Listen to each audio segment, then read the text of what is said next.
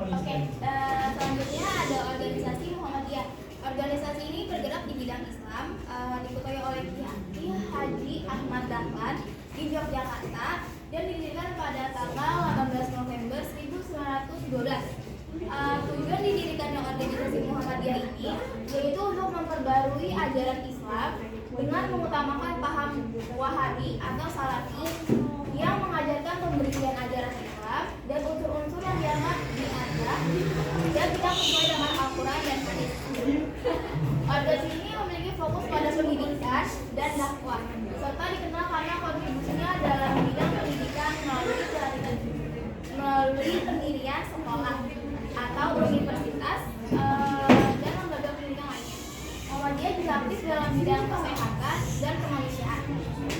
Seiring berjalannya waktu, Muhammadiyah telah berkembang pesat dan memiliki pengikut di seluruh Indonesia.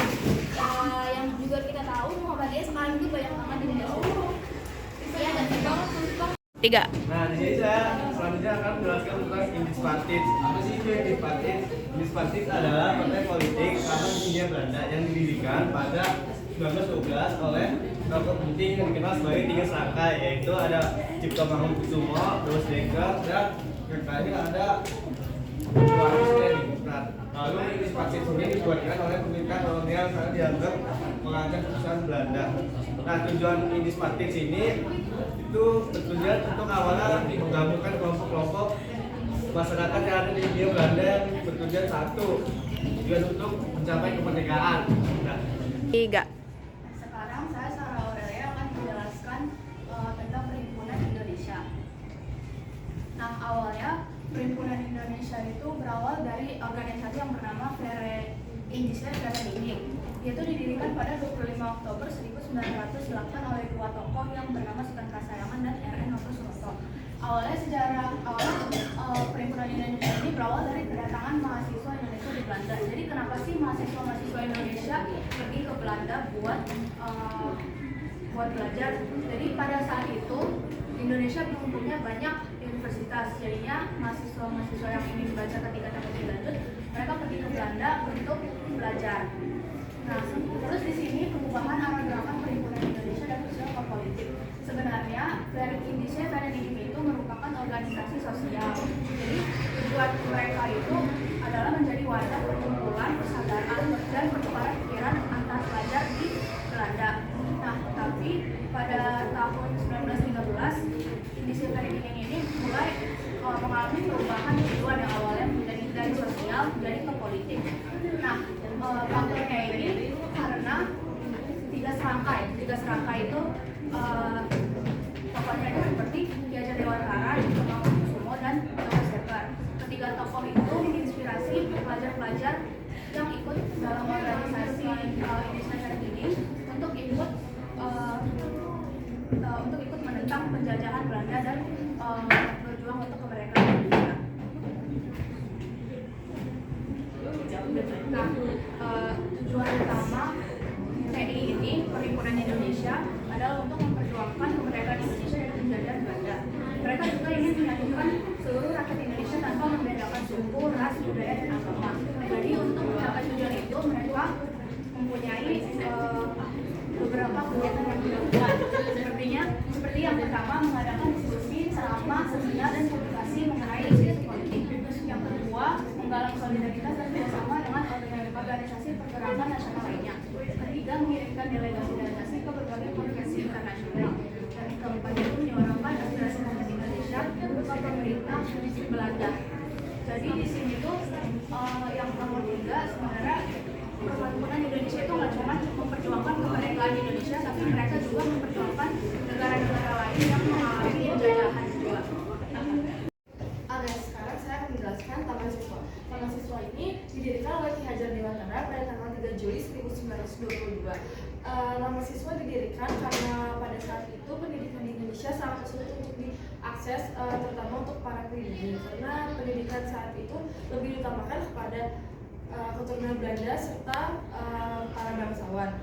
Jadi Ki Hajar Dewantara melihat demikian tuh berencana untuk bagaimana cara mengubah sistem pendidikan yang ada di Indonesia. Pada tahun 1918 Ki Hajar Dewantara kembali ke Indonesia setelah pengasingan di Belanda dan aktif mengikuti perkumpulan pemuda dan ditugaskan untuk menjadi ketua pelaksana sistem pendidikan anak-anak. Nah, dari situ Ki Hajar Dewantara berencana untuk mengubah sistem pendidikan di Indonesia agar seluruh rakyat Indonesia dapat mengakses pendidikan yang lebih layak. Dan ini adalah konsep-konsep yang diterapkan oleh Ki Hajar Dewantara. Yang pertama itu ada Ing Rasa Tulada di depan memberikan contoh, Ing Madia Mangan Rasa tentang memberikan cita-cita, dan yang terakhir ada Tuturi Handayani mengikuti dan mendukung. Terima kasih. GPSI atau Gerakan Pemuda Seluruh Indonesia adalah sebuah organisasi pemuda yang didirikan pada 28 Oktober 1928. Organisasi ini merupakan hasil fusi dari beberapa organisasi pemuda dari Indonesia yang lain, seperti Jong Java, Jong Sumatranen, Bon, dan Jong Celebes, dan lain-lainnya. GPSI bertujuan untuk mempersatukan dan memperkuat gerakan pemuda di seluruh Indonesia, mempromosikan nasionalisme dan memperjuangkan kemerdekaan Indonesia dari penjajahan kolonial Belanda. GPSI berperan penting dalam menyebarluaskan semangat nasionalisme di kalangan pemuda dan menjadi salah satu pelopor bagi terjadinya Sumpah Pemuda pada tahun 1928 tanggal 28 Oktober. Sumpah Pemuda merupakan deklarasi penting yang menyatukan berbagai etnis dan beberapa daerah di Indonesia dalam satu kesatuan bangsa dengan bahasa Indonesia sebagai bahasa persatuan. Meskipun GPSI sendiri tidak bertahan lama, namun dampaknya sangat besar terhadap pergerakan kemerdekaan bangsa Indonesia dan perkembangan semangat persatuan di kalangan pemuda. Seiring waktu, organisasi ini mengalami perubahan dan perpecahan, dan akhirnya menjadi bagian dari sejarah penting perjuangan kemerdekaan Indonesia. Nah, sekarang saya akan menjelaskan Perhimpunan Indonesia. Sejarah Perhimpunan Indonesia itu berawal dari kedatangan mahasiswa Indonesia di Belanda. Jadi buat apa sih mahasiswa di Indonesia itu datang ke Belanda? Mereka tuh datang ke Belanda untuk menempuh pendidikan yang lebih lanjut, kayak kuliah gitu. Kenapa? Soalnya waktu itu, pada saat itu Indonesia belum mempunyai banyak universitas. Jadinya mahasiswa-mahasiswa itu pindah ke Belanda untuk belajar. Nah, awalnya itu ada dua tokoh yang bernama Sultan Ketengan sama RN Toto Suroto. Jadi dua tokoh itu yang membentuk organisasi yang awalnya bernama Indische Vereniging pada tanggal 25 Oktober 1908.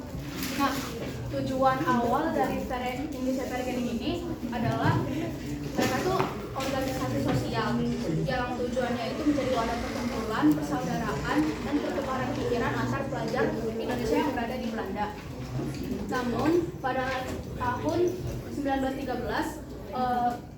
organisasi ini berubah menjadi organisasi sosial menjadi organisasi politik karena pengaruh dari tiga serangkai yaitu Ki Hajar Dewantara, Cipto Mangunkusumo, dan Joe Dekker. Pada tahun 1919